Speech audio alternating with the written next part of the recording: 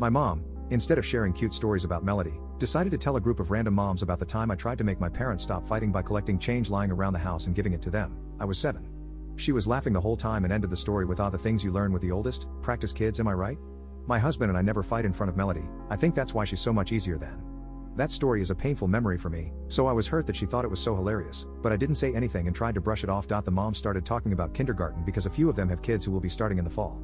My mom, who by then was sh-faced, decided that it would be a great idea to share the story of how she carried the school into letting me do gym class in my winter boots because that was the one pair of shoes I had. Again, she told the whole story with a grin on her face and laughing. The last thing she said made almost blow up. Thank goodness Melody can have all the shoes she wants, though with how much poop my son pulled at that age maybe it was best I didn't waste money on the practice kit. I texted my mom, "I'm glad you find how poor and miserable we were, so funny, but it really upsets me how you clearly think of me as practice for Mel.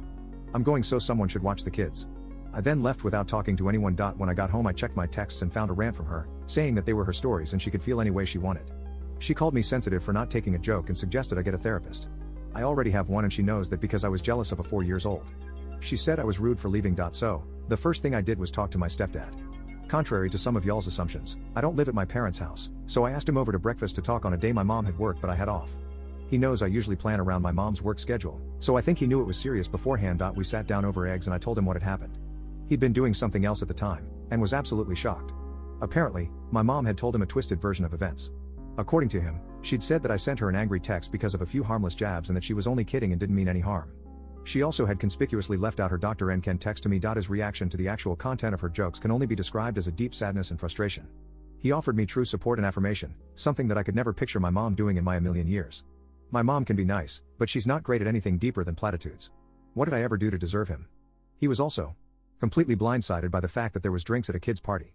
Apparently, he had left the planning to her and had no idea. I told him that I want to go very low contact with my mom for a bit, and asked for his help to see him and Melody without having to deal with her.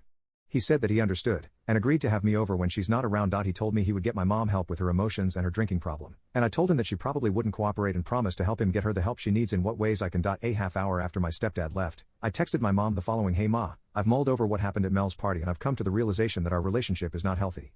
You put me down for things that weren't my fault and laugh at how you and my bio dad screwed my childhood up. It hurts to hear you speak about me like that, and I don't think you understand exactly how much. I've also come to the understanding that you serving heavy drinks at a 4-year-old's birthday party without even telling dad isn't normal.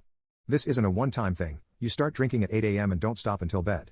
You have 2 problems, and until you get some serious help with both of them, I would like very little contact with you. Please don't contact me outside of an emergency. I then blocked her from texting me. No, this isn't as dramatic of an update as y'all were hoping for, but I hope that someone can take something from it. I know it's only been a few days, but I have no regrets. Maybe going cold turkey off her was what I needed.